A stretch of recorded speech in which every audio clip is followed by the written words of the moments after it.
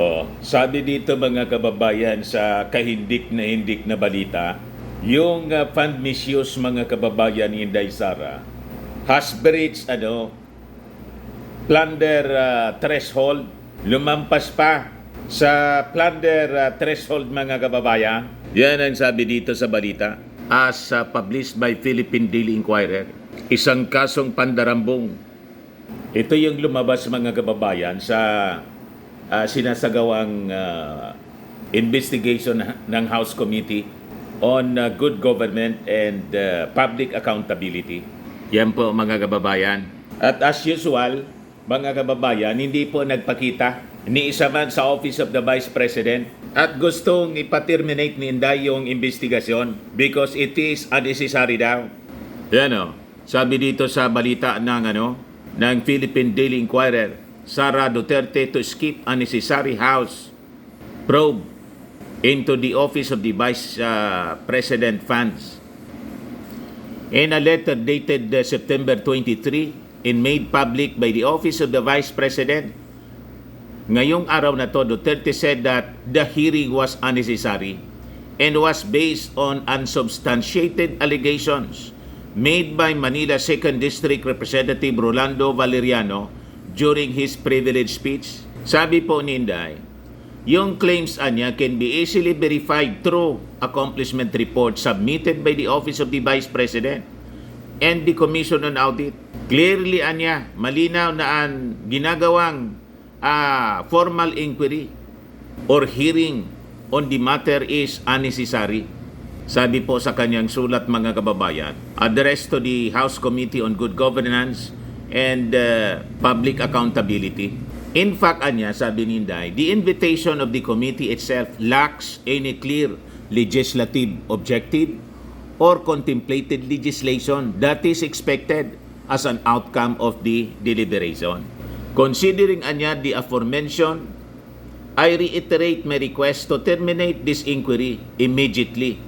Commenting on the matter may directly or indirectly impede, obstruct, or degrade the administration of justice. Ngayon, mga kababayan, kahit hindi pumunta si Inday at gusto niyang ipaterminate ang investigasyon ng Congress, siyempre, hindi siya yung masusunod. Pinagpatuloy ng Congress mga kababayan ang investigasyon at sumingaw na nga po ng sumingaw yung mga kahindik-hindik na revelasyon. Ito po, ibinulgar mga kababayan ni dating Education Undersecretary Gloria Humamil Mercado that VP Sara Duterte's Chief of Staff asked her to resign after she raised several concerns regarding the procurement for the agency's computerization program. Nasyak po yung Yusek. Gusto siya na mag-resign daw. Mercado made the revelation at the hearing of the House of Representatives Committee on Good Government and Public Accountability, saying that Duterte's Chief of Staff, Yusek Sulaika Lopez, as the person who asked her to resign. Mercado said this request from Lopez came after she opposed suggestions from former Education Assistant Secretary Reynold Monsayak that bidders in the computerization program should just discuss among themselves the fate of the bidding. Dapat tayo lang yung nag-uusap. Alam na mga kababayan pa ganyan. Mercado also claimed to have received envelopes a total of 9 containing cash while she was at DepEd. She said she did not open this but learned upon her leaving the office that it contained 50,000 pesos cash. May palaman po and possibly suhol po ito sa kanya. Pero hindi siya pumayag mga kababayan. Ngayon, ibigay ko sa inyo yung kanyang testimony. But before ko mga kababayan ibigay sa inyo yung testimony ni Yusek Mercado, click subscribe muna dito sa ating YouTube channel and hit the notification bell para lagi po kayong updated sa mga kaganapan dito sa ating bansa. Like and share na rin po ninyo ng ating video at huwag na rin po ninyo na skip yung ating mga commercial ads para tuloy-tuloy lang ang pag-unlad ng Bagong Pilipinas. Itong ating programa mga kababayan, atid sa inyo nitong ating mga sponsors. Firmax Firming and Lifting Cream. Pinapay po sa mga pulses in affected area. Mainam po ito sa mga pains at paninigas ng mga kaso-kasuan. Ito sa mukha naman yung application, anti-aging, Automax po siya. Ito ay Glow 60 mga kababayan. Whitening po siya. Made in South Korea. Ito naman po, Ningxia Red Mix Fruit Drink. Gawa po siya sa goji berry. May anti-cancer properties po siya. At sa mga nagana po ng malinis and spacious fitness gym, pumunta lang po kayo sa aming Colossal Fitness Gym. May Grab car rental din po kami. At bills payment po sa aming office. At saka sa mga mahilig po sa mga imported bags, manood po kayo sa live selling ni Madam Eileen Rosales sa kanyang Eileen Closet po. Pati mga shoes, ito yung kanya po.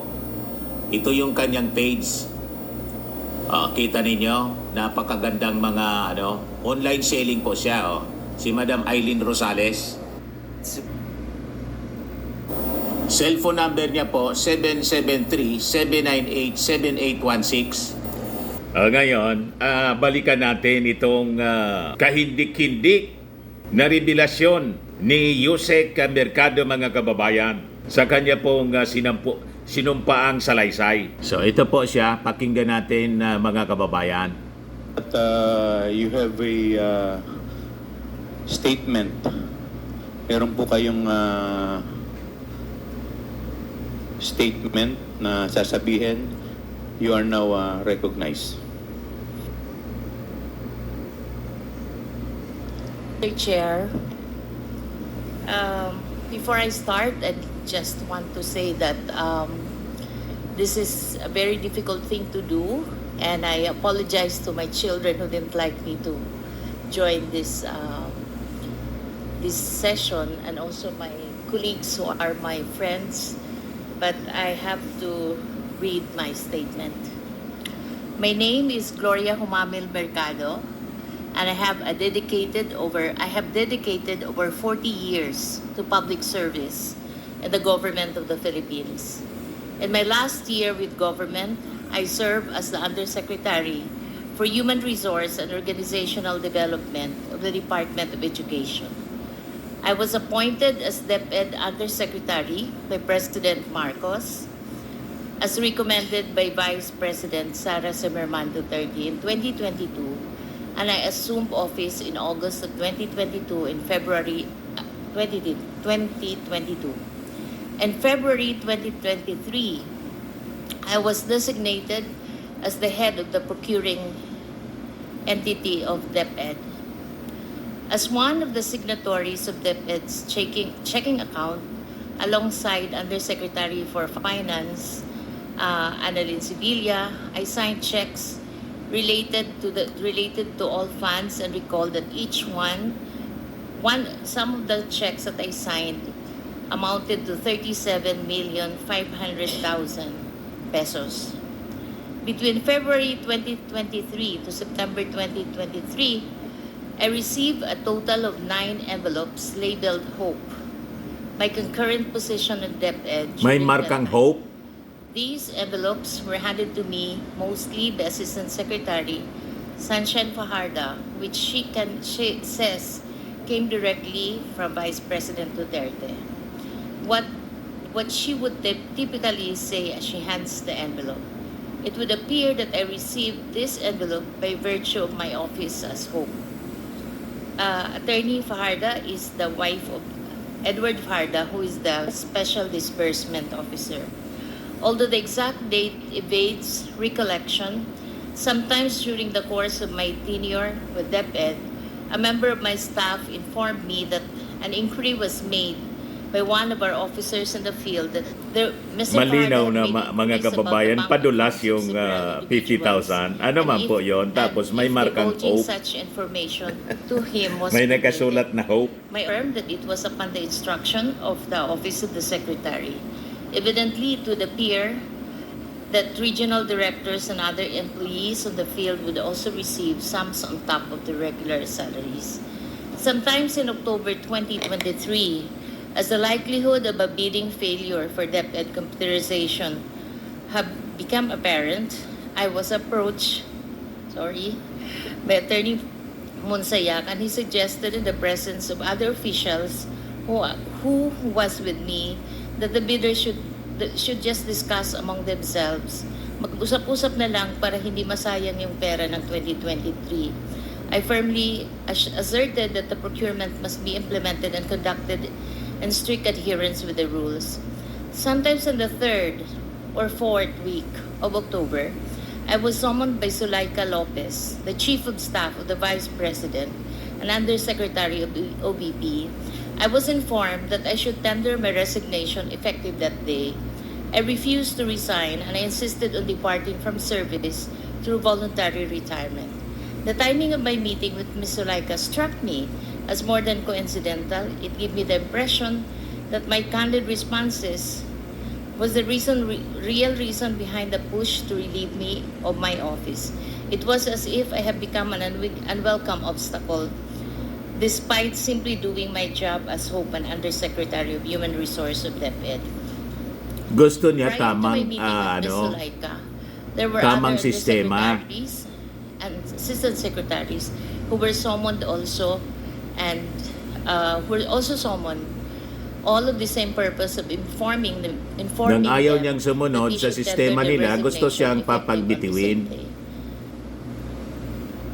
I signed my affidavit.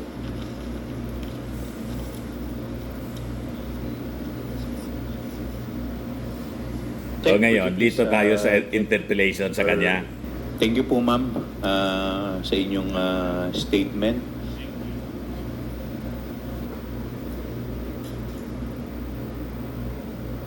Dito tayo sa pagtatanong ni Congressman Dan Fernandez.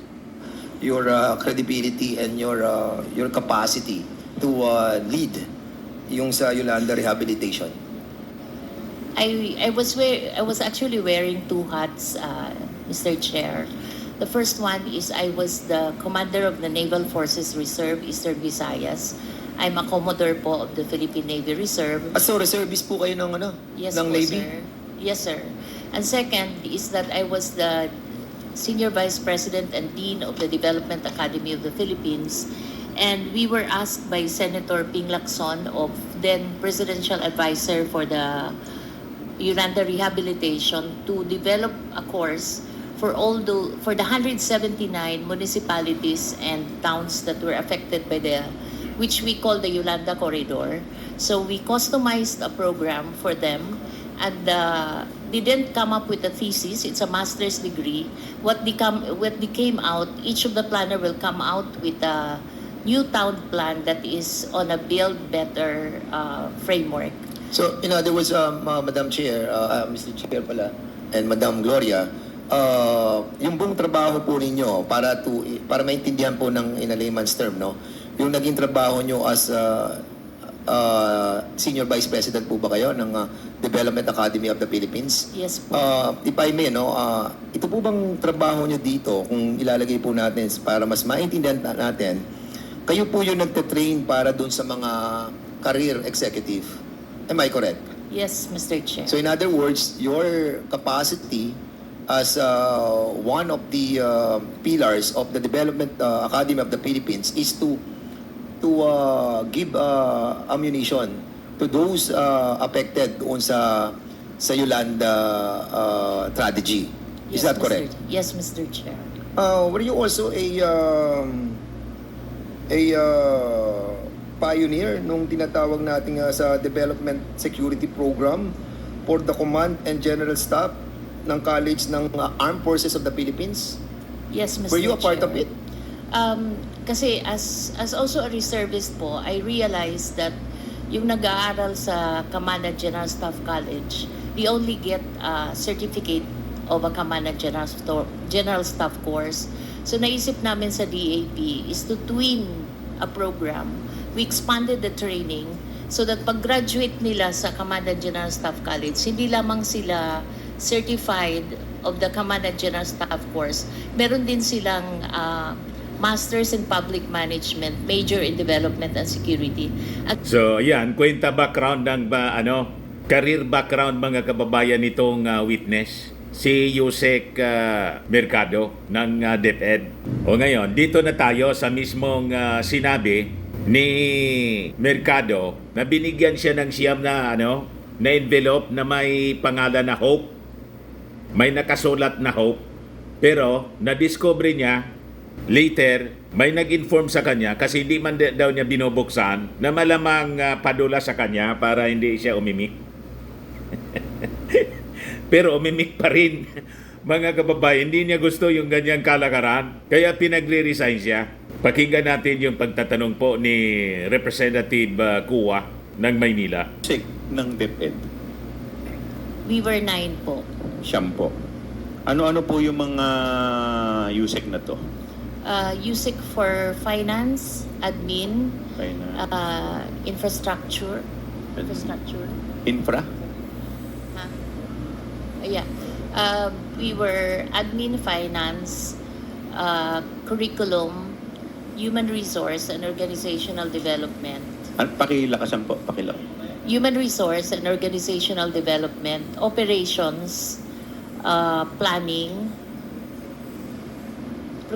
procurement, and the procurement. chief of staff. Kasi And may the USEC for procurement po. Sir, the USEC for procurement was a product of an organizational review which we did when we came into into DepEd. Okay. So, as USEC for Human Resources and Organizational Development, kayo rin po ay na-designate as head ng procuring entity. Only in 2023, sir. February 2023. So, dalawa po yung function ninyo. USEC po kayo ng Human Resources and at the same time, kayo rin po ang head ng procuring entity. Tama po ba? Yes, Mr. Chair. Okay. Bakit hindi po yung USEC for procurement ang head ng procuring entity or ng HOPE? Bakit po yung sa human resources po? Kayo po, yung opisina po ninyo, ang pagkakaalam ko sa human resources, kayo po yung sa mga recruitment ng tao, tama po ba? Yes, Mr. Chair. Yung po yung trabaho ninyo, tama po ba? Ang trabaho ko po, Mr. Chair, is human resource. Then I have the National Educators Academy of the Philippines. As one of the signatories of DepEd checking account, alongside USEC, Annalyn Sevilla, I signed check related to the department's confidential fund and recall that each one amounted to 37,500,000.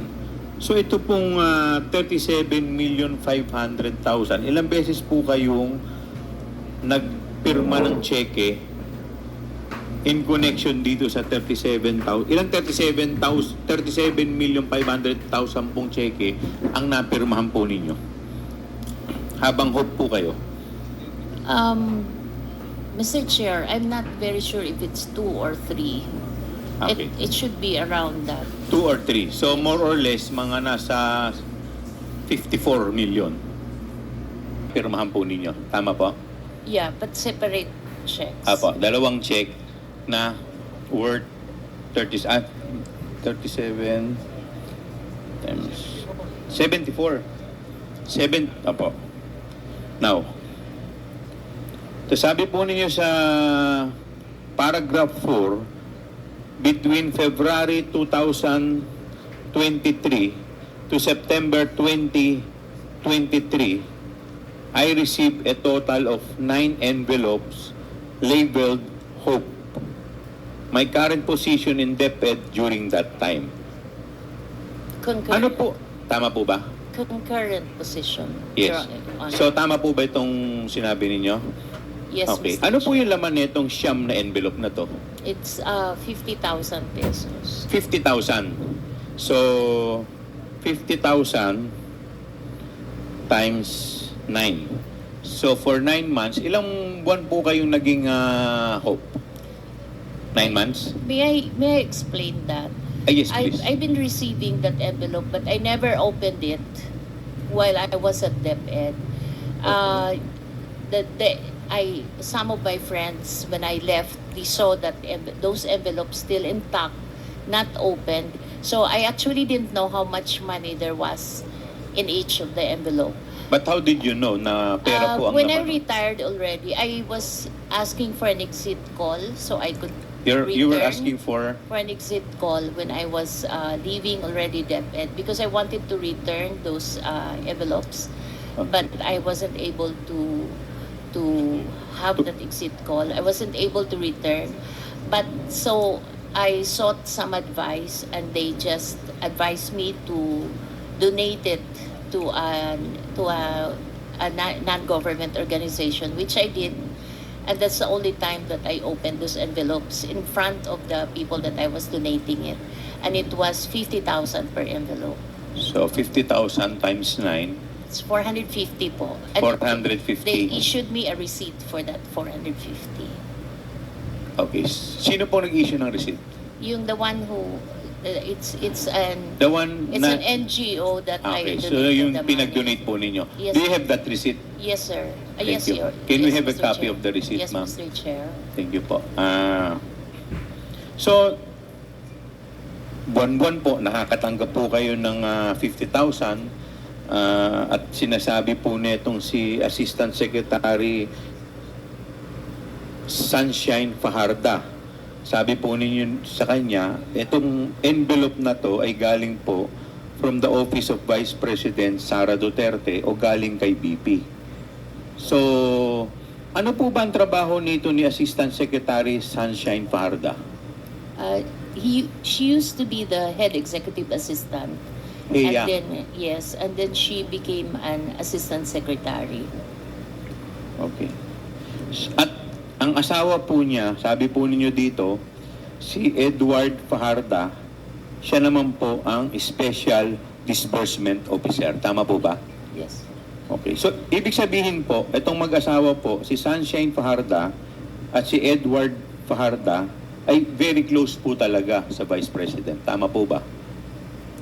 Masasabi po ba ninyo na very close sila? I couldn't say that po. Pero the fact na si Sunshine Fajarda ay Heya, so siya po yung laging kasama. Tama po ba? If you're the Heya, you're usually the one who has trust and confidence from the Yes, president. trust and confidence. So ang ano po ba yung mga trabaho kadalasan ng Heya? It's really doing the Parang chief of staff din po yan Yes. Tama po ba? So pag dumating na si Heya at may sinabi pong instruction sa inyo, parang ang kausap na rin po ninyo yung boss. Tama po ba? yes, So, Mr. okay. Chair. So ito po bang so tuwing nagpupunta po siya sa inyo, sabi ninyo 9 months. Sunod-sunod nagbibigay po siya ng envelope na may laman pong 50,000. Tuwing nagpupunta po siya sa inyo, sinasabi po niya galing kay VP. Tama po ba? Kami po yung umaakyat sa Umakyat kayo. Office of the Secretary. Saan po kayo umakyat? Saang office po? Sa Office of the Secretary. Kasi that's where she holds office. Sa office ni Assistant Secretary Fajarda. Yes. Okay. Yes, Chair. By the way, ito po bang opisina po niya? Gaano po ito kalayo sa opisina ni BP Sara? The same Same office. So, ibig sabihin, isang opisina lang po silang dalawa. Okay. Pero kasi normally po, yung USEC ang nagpapatawag ng ASEC eh. Tama po ba? Tama po ba? Kasi mas mataas po yung USEC kaysa sa ASEC eh. But this time, yung ASEC po ang nagpapatawag sa USEC. Tama po ba? Baliktad. Yes, Chair. Okay. So, yun po eh hindi naman normal kasi normally talaga ang boss ng ASEC yung USEC. Tama po ba? Okay. So, the fact na kayo po ay pinatatawag ng ASEC, ibig sabihin po talaga, talagang very close at talagang parang very close siya sa secretary. Tama po ba? Parang alter ego po siya. Okay. Yung, pakidescribe nyo nga yung opisina ng Office of the Vice President at saka ito pong opisina ni Assistant Secretary Sunshine Fajarda. Ano po ba yan? Kunyari, halimbawa, ito po, isang opisina to. Meron lang po ba siya doong table o meron din siyang sariling opisina doon? May sarili siyang... May sariling opisina. So para siyang chief of staff doon. Okay, pero lahat yan under ng Office of the Secretary. Kasi normally po, ang mga may opisina lang po doon, USEC, tama po ba? Ang mga USEC po, may kanya-kanyang opisina, tama po ba? Sa baba po. Sa baba. Eh yung mga ASEC po, may mga opisina rin po ba? Yes, Your... Saan yes, po? Sa baba rin. Naka-scattered kasi madami. Naka-scattered. So, ibig sabihin, on top dun sa opisina niya as ASEC, meron din siyang opisina sa loob ng opisina ng secretary as HEA. No po, Chair. Wala. Yun lang yung office niya. Ayun lang ang office niya. So, ibig sabihin Kasama talaga... din niya yung USEC, yung Chief of Staff. Okay. Ang nag-office doon, Chief of Staff at saka yung ASEC. Doon sa loob ng opisina ng secretary. Okay. Yes. So, yun lang po. Salamat po. Yes, with the indulgence of... Abot Si po Jay sa Conggon po. sobre, buwan-buwan. Ano po ang pakiramdam ninyo? Bakit hindi niyo po binuksan? I must admit that I was uncomfortable with those envelopes, but Sohol, parang ang hirap din kasi sure if others Malinaw are po receiving, na parang suhol. ang hirap I didn't know if others are receiving. I cannot say. So ang ginawa ko na lang is I had this pouch that iniiwan ko lang sa office. Nilalagay ko lang doon yung mga binibigay sa akin na pera. Sa pakiramdam po ninyo, para po saan yun? Ang feeling ko is she has naman resources to give to she has probably personal resources that she can share to her people, and I'm not really, ayoko mag-speculate, but the only thing I could say is I'm comfortable with it. sanay Hindi magbigay po ba kayo si nagtataka? Inday, Kayo po yung madaling head ng sabi HOPE, po. ano, yung procuring entity, tapos may natatanggap po kayo na buwan ng 50,000? As I mentioned, it is uncomfortable, and that's precisely the reason why I wasn't opening it at all. I was just putting it in one pouch. Malinaw. Thank you, Mr. Chair. The Chair, Mr. would like Chair, to recognize Congresswoman Luistro. thank you. My question is addressed to Ma'am Mercado. Ma'am, do you confirm when you were still in DepEd, you were occupying concurrently USEC for HR and HOPE? Yes. Sabay po yun. When were you appointed as Undersecretary for Human Resources and Organizational Development? We were all appointed together by the President July, but I only assumed... Can you please state that the year? July 2022 po. Okay. But I only assumed office in August 15, 2022 because I was still winding up my work with another office. So, you would agree with me if I say that you were appointed as USEC for HR July 22, but you assumed the position August 15, 2022? Yes, With Mr. respect to your appointment as head of procuring entity, kailan po kayo na-appoint? That's February 2023. February 2023. Let's go back to your appointment as USEC for HR. From August 15, 2022, kayo po ba ay pinaakyat din ni ASEC Sunshine to receive this envelope which you refused to open? Not on 2020. I don't recall 2022. We have we have gifts on December, but I don't recall a monthly thing before that. In other words, from August 15, 2022, that is the date of your appointment as USEC for HR, until before February 2023, which is your appointment as head of procuring entity. you are not receiving any envelope from ASEC Sunshine. No. And you will confirm that this envelope started only when you were appointed as head of procuring entity. It's actually not very clear to me anymore, but I recall we also received some amounts in 2022, but it's very vague to me anymore. So, and then I don't have the envelope. So, parang it wasn't. So how do you receive those amounts which are vague, not regular, if there are no envelopes? No, I think it's only once. It's like a Christmas bonus. Pero siguro hindi siya naka-envelope kasi I didn't keep it. Tama po bang sabihin, ma'am, na yun pong regular monthly envelope which you later on found out contains 50,000 per envelope ay nag-umpisa lamang nung kayo na-appoint as head of procuring entity?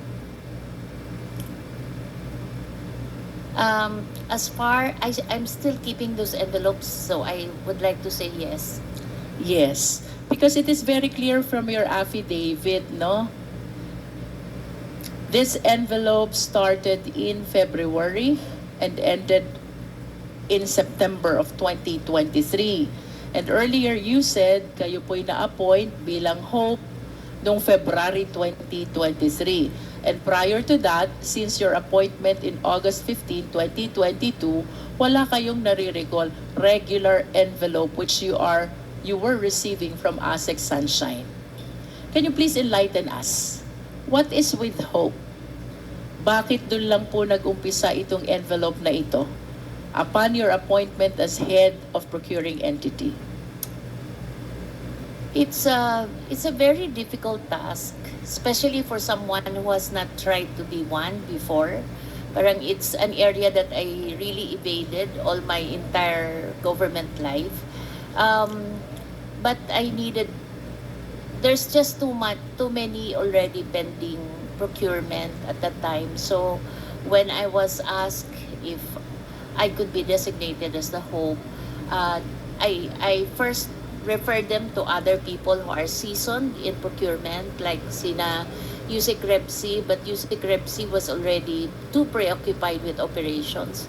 So I finally accepted the position, and it was difficult because I have to study the procurement law, and I was given I had a lawyer and someone who's only a retiree to review the documents with me when we signed the contracts.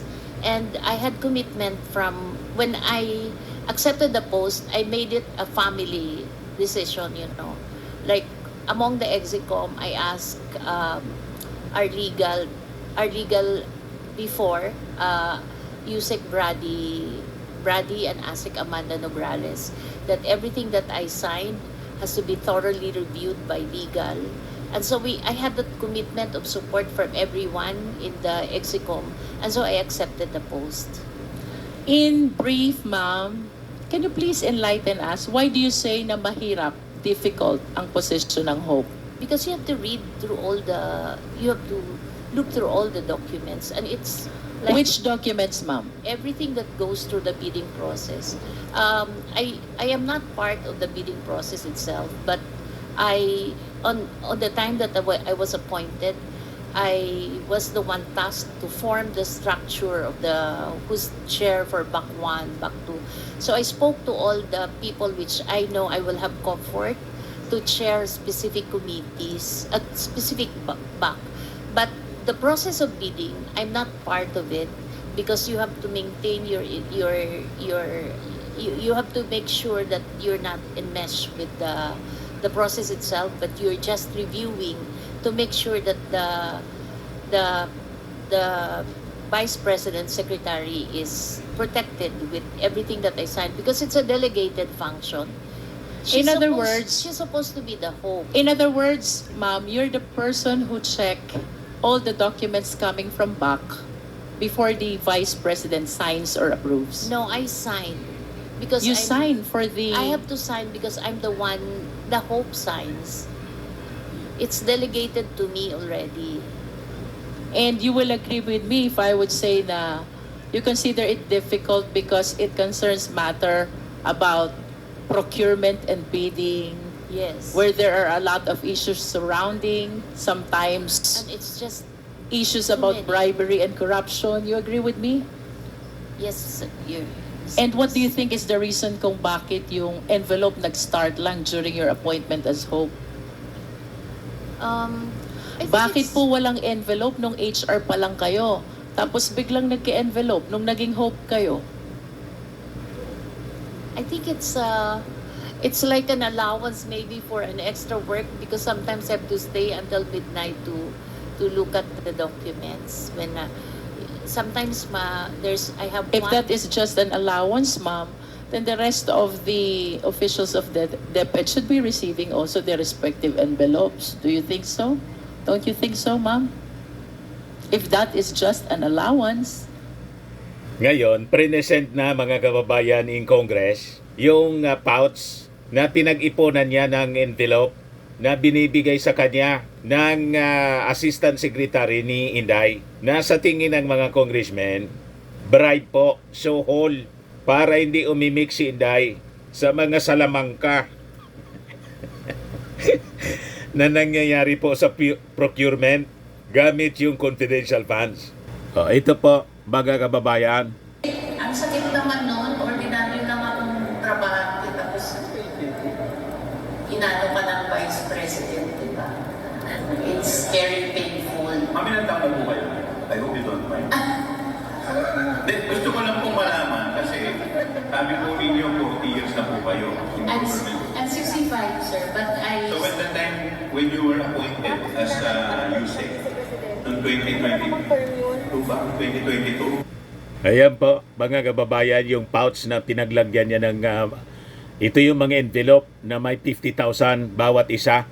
9 envelope siya. Hindi niya masikmura kasi kahit hindi niya sabihin, alam niyang bribe.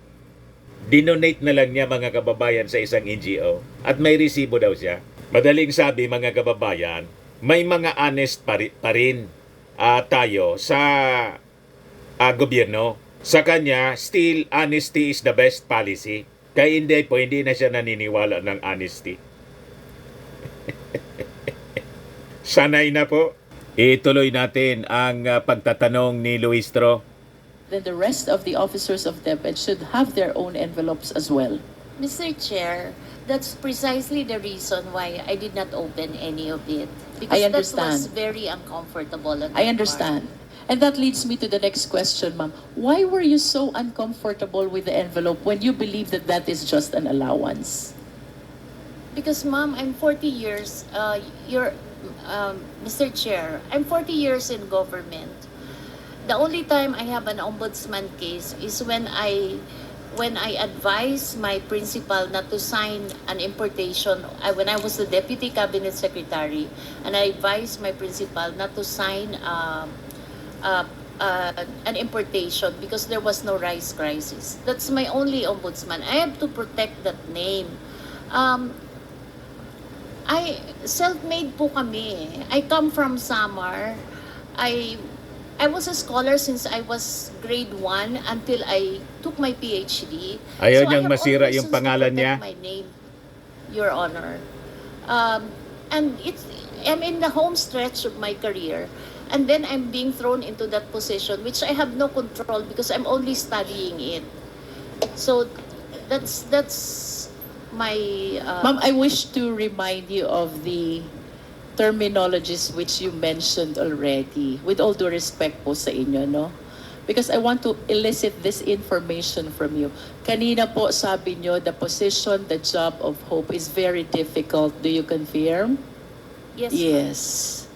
And you did not open the envelope because you feel so uncomfortable. Do you confirm? Yes. And then recently you made mention na it was only once that I had this case with the ombudsman. Do you confirm? Yes, ma'am. And you also made mention that you wish to protect yourself. Do you confirm? Yes. And the Mr. reason, ma'am, is because you believe that that envelope is a bribe. Do you agree with me?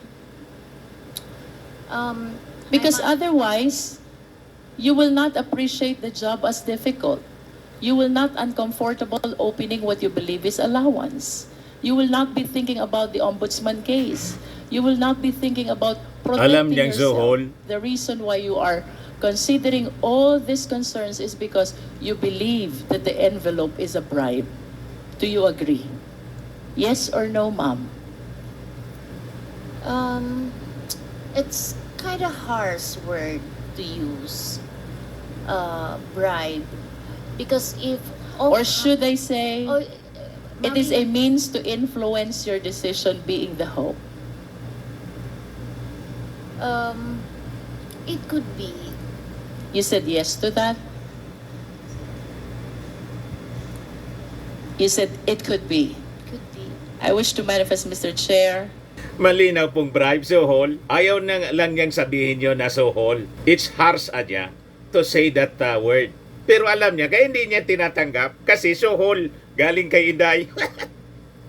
Ganon katindi po. Malamang sa malamang po, other than yung impeachment na inihanda na po ni, pinakita na sa interview ni Christian Esguerra, may inihanda na pong impeachment case laban kay Inday, si Trillanes. Pag hindi niya nag-file yung Congress, any member of the Congress hindi nag-file ng impeachment complaint laban kay Inday, ako magpa-file.